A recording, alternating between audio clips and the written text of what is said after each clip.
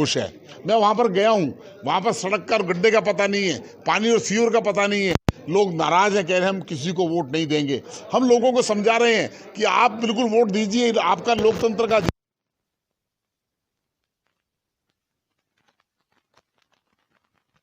के साथ अत्याचार किया है।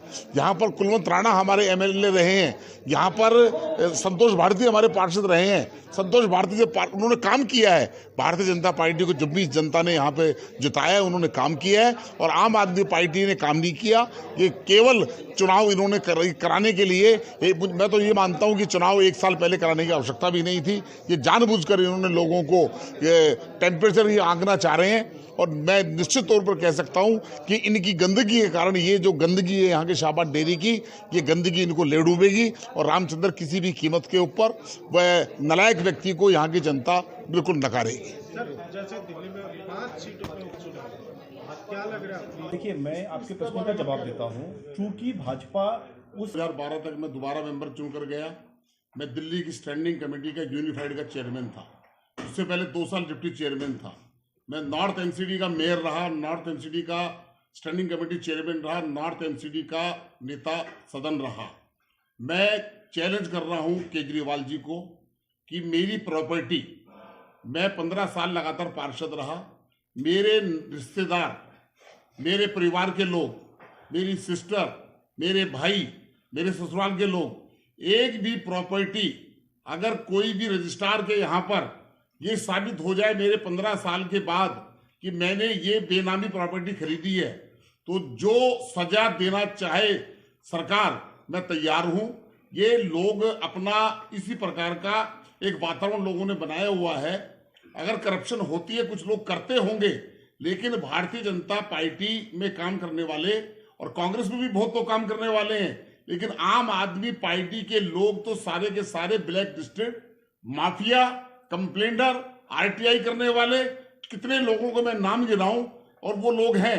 आपके पास कोई ध्यान में होगा आपको, लेकिन मैं ये कह सकता हूं दावे के साथ कि इतनी करप्शन, फार्म हाउस की आप क्या कीमत मानते हैं?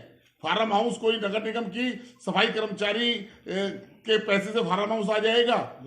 ये सरासर झूठ और बदनाम करने की साजिश है। इस बीच में कुछ लोग होंगे जो कुछ काम करते होंगे, और मेरी जानकारी में कांग्रेस के 4 निगम पार्षद उस समय, जिस समय मैं था, पकड़े गए। सीबीआई ने रेड डाली। इतनी बड़ी एजेंसी सीबीआई, उस समय तो कांग्रेस का शासन था, केंद्र के अंदर कांग्रेस की सरकार थी, तब भी सीबीआई ने उनको पकड़ा। ये कहना गलत है। कुछ लोग करते होंगे, मैं सबकी गारंटी नहीं ले रहा, लेकिन मैं दावे से कह सकता हूं कि भारतीय जनता पार्टी का कार्यकर्ता जो अपनी सेवा करने के लिए आया है, इस प्रकार से अगर एक आप प्रूफ देंगे कि भारतीय जनता पार्टी के उस कार्यकर्ता ने, और आज तो इतनी जागरूक लोग हैं, आप आरटीआई लगाइए उसके बारे में, आपको पता लग जाएगा कि आज सर्कल रेट का क्या रेट है, कौन प्रॉपर्टी ले सकता है। ये इस प्रकार की बातें मीडिया भी कई प्रकार से इस प्रकार से लोगों को गुमराह करना चाहता है। आज जो समस्या है, आपने कूड़े की बात कही, 15 साल का मेरा एक अनुभव है। 15 साल के अंदर, आज रविवार है, आज आप मेरे साथ चलिए, चाहे शालीमार बाग चलिए, और चाहे आप किसी दिन जाइए, कवर करिए, मैं आपको वीडियो भेजूंगा। वो वीडियो मैंने जब ऑनलाइन लाइव में डाला तो लगभग 11-12 लाख लोगों ने देखा उसको और कमेंट डाला उस पर। कंडीशन ये नहीं है कि कंडीशन जो बड़े बड़े महलों में रह रहे हैं उनके लिए पानी की व्यवस्था अच्छी होगी, उनके लिए सारी चीजें ऑप्शन रहेगा, बट क्या जो झुग्गियों में रह रहे हैं, जो झोपड़ियों में रह रहे हैं, जो वहां पर रह रहे हैं, उनके लिए कोई व्यवस्था नहीं है, देखने वाला कोई नहीं उनके लिए। उन चीजों को मैं चाहता हूं, आप लोगों से रिक्वेस्ट करता हूं, उसको दिखाइए आप लोगों को, ताकि मतलब ये सरकार जो केजरीवाल सरकार सोई हुई है उसकी नींद खुले। देखे तो कर क्या रहे हैं, वो फ्री में पानी का नाम ले रहे हैं कि पानी हम फ्री में दे रहे हैं, बट क्या वो पानी पीने लायक है? उन चीजों को मेरे हिसाब से गुजारिश है, दिखाइए लोगों को, आप सच्चाई दिखाइए, सच्चाई दिखाइए। बट मेरा ये नहीं कहना, देखिए पार्टियां हैं, पार्टी आज बीजेपी है, कल को आप आम आदमी पार्टी कोई भी हो, हमारा आपका फर्ज क्या है? आप लगे हुए हैं उस जनता के जो दिक्कतें हैं, सरकार के अंदर जो कमियां हैं, उनको आप पटल पे लाते हैं, उनको लोगों को आप दिखाते हैं। ये आप लोगों की रिस्पॉन्सिबिलिटी है। जो पद पे बैठे हैं उनकी रिस्पॉन्सिबिलिटी है कि आप लोगों की बातों को सुनकर उसको इंप्लीमेंट करना, उसको सॉल्व करना। आज क्या हो रहा है, माहौल क्या है, हमारी ऐसी सरकार यहाँ दिल्ली में आके बैठ गई है, कोई मतलब ही नहीं है। अगर मैं अपनी बातों को हम कहना चाहते हैं, अगर हम कहीं पोस्टर लगवा दे रहे हैं तो पोस्टर को फाड़ दिया जा रहा है, खबर ही नहीं कहीं पे जाने पाए, पता नहीं चले किसी को। तो ये सरकार हमारी है। बट मेरा ये कहना है आप लोगों से मेरा गुजारिश है, मैं बार बार ये कह रहा हूँ, 5 सीटों पर भाजपा को जिताकर ये दिखाना चाहती है कि केजरीवाल जी आप आंदोलन की पार्टी हो, और आंदोलन की पार्टी यहाँ जो बनती हैं वो ढक के 3 पात होते हैं। आपका समय खत्म हो गया है, आगे आप जाइए। दिल्ली में सर निगम के अंदर सर मेरा एक छोटा सा क्वेश्चन है। जो पहले सरकार थी केंद्र में, जो राज्यों को बजट देती है वो हर डिपार्टमेंट के नाम के हिसाब से बजट देती है, मगर जब से बीजेपी आई किसी डिपार्टमेंट के नाम से बजट नहीं दिया जाता, उठा के भाई इतना बजट इस राज्य को दे दिया। आखिर इसी मेरे को लगता है कि इसी वजह से जो एमसीडी की जो बार बार हड़ताल या भी होती है, इसी वजह से बजट अभी हम देखिए मैं इसका जवाब देता हूँ। केंद्र का जो बजट है, केंद्र सरकार जो बजट देती है वो दिल्ली सरकार को देती है और राज्यों को देती है, और उनको नगर निगम को फीड करने का काम दिल्ली सरकार का है। और जो दिल्ली सरकार जो वो अपने पास से नहीं दे रही, वो जो टैक्स इकट्ठा कर रही है। अभी मैं आपको एक बात बताना चाहता हूँ, केजरीवाल जी ने नगर निगम को तंग करने के लिए अभी उन्होंने सर्किल रेट का 20% उन्होंने कम कर दिया। उनको ये लग रहा है, उनके चाटुकारों ने बता दिया कि नगर निगम को उसका 1% जो रजिस्ट्री होती है उसका 1% मिलता है, लेकिन 20% टैक्स होने के बाद बहुत सारे लोग ऐसे हैं जो रजिस्ट्री नहीं करवाते थे। अब जैसे पैसे कम होंगे रजिस्ट्रियां होंगी, हमें पैसा आएगा। वो जो मनगढ़ंत कहानियां करते हैं, केवल दिल्ली सरकार के माध्यम से नगर निगम को पैसा आएगा, केंद्र के माध्यम से पैसा कोई नहीं आएगा। जीएसटी से जितना पैसा, ये जो जीएसटी की बात कर रहे हैं, उनके तीनों राज्यसभा के एमपी जीएसटी का विरोध कर रहे हैं। आज जीएसटी से जो पैसा 2000 करोड़ रुपया उनको जनवरी के अंदर जीएसटी का इकट्ठा हुआ है, और वो पैसा सारा का सारा अनाप शनाप झूठा प्रचार सिविल डिफेंस में कर रहे हैं। अगर नगर निगम का जो इतना पैसा बनता है वो नगर निगम का राइट है, और वो फाइनेंस कमीशन तय करती है, उसको हम तय नहीं करते कि नगर निगम ने कहा होगा हमें वो पैसा दे दें, और तो हम उस पैसे से कंफर्टेबल हैं लोगों की सैलरी देने के लिए। जहां तक बात है कि रेवेन्यू जनरेट करने की, अंदर अपना रेवेन्यू बढ़ाया है, लेकिन वार्ड 32 रोहिणी से मुझे पार्टी ने प्रत्याशी बनाया है। मैं पार्टी के तहे दिल से आभारी हूँ।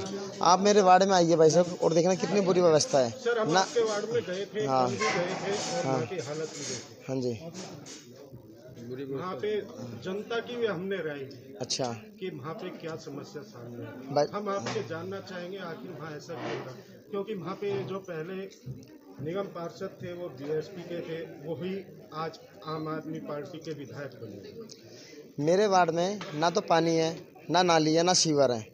मैंने बताया थोड़ी देर पहले, आपको पानी आता है तो पीने वाला नहीं आता, जैसे भाई साहब उपाध्याय जी ने बताया नाली का पानी आता है। वहाँ की हालत इतनी दयनीय स्थिति में जी रहे हैं ना, वहाँ की जो हमारी वार्ड 32 की स्थानीय जनता जो निवासी हैं, इस हाल में जी रहे हैं भाई साहब, मतलब रोना जाता। मेरा आपके माध्यम से ये अपील भी है और ये मैं चेतावनी भी दे रहा हूँ। आम आदमी पार्टी से जो पहले जो अब विधायक हैं और पहले बसपा से पार्षद थे, और जो पहले आम आदमी पार्टी से विधायक थे अब चुनाव लड़ रहे हैं, उन्होंने अपने 5 साल कार्यकाल में 2 काम भी करे तो मुझे बताएं, और फिर मैं चैलेंज देता हूँ कुछ 2 आपको जनता अगर आशीर्वाद देती है तो क्या करेंगे आप? अगर जनता मुझे आशीर्वाद देती है तो मैं अपने वार्ड को स्वच्छ और सुंदर बनाऊंगा जी। स्वच्छ पानी देखिए हमारा सर जिस तरीके से 13,000 करोड़ रुपया एमसीडी का बकाया करके और वो पैसा ले जा करके ये किसान आंदोलन में लगा रहे हैं, वहाँ की दवा दारू की व्यवस्था तो ये कर देते हैं। हाँ, और जहाँ एमसीडी कर्मचारियों की सैलरी की बात आती है वहाँ ये पैसे देते नहीं। हाँ। तो इस पे आप क्या कहेंगे? देखिए ये तो सबको जग जाहिर हो गया है कि वो पैसे का गड़बड़ी कर रहे हैं, और बड़ा पैसे का इधर उधर किया हुआ उन्होंने। जल बोर्ड में भी 26,000 करोड़ रुपए बिना बजट पास किए हुए ट्रांसफ़र कर दिए हैं। तो ये उनकी एक आदत है और ये सब जनता को पता चल गया है। हमने इसमें कोर्ट में भी ये PIL डाली गई है। अब कोर्ट इसके ऊपर उन पर एक्शन लेगा और उनको ये गलत जो उन्होंने किया है उस पर एक्शन जनता लेगी आने वाले समय में। ठीक है सर। उपाध्याय जी, आपसे हम लोग ये जानना चाहते हैं, कल हम लोग आपके यन 32 में ही थे, वहाँ पे दौरे पर थे। वहाँ पे हम लोगों ने देखा कि आम आदमी पार्टी के प्रत्याशी के लिए वहाँ पे करीब सैकड़ों लेडीजों ने हाय हाय का नारे लगा करके अपने दरवाजे से भगा दिया। क्या कहना चाहेंगे? देखिए मेरा इसमें कहना यह है कि पिछले मैं 15 दिन से उस वार्ड 32 में हूँ, और जब ग्राउंड पे आप रहिए तो हकीकत आपको किसी से पूछने बताने की जरूरत नहीं पड़ती है।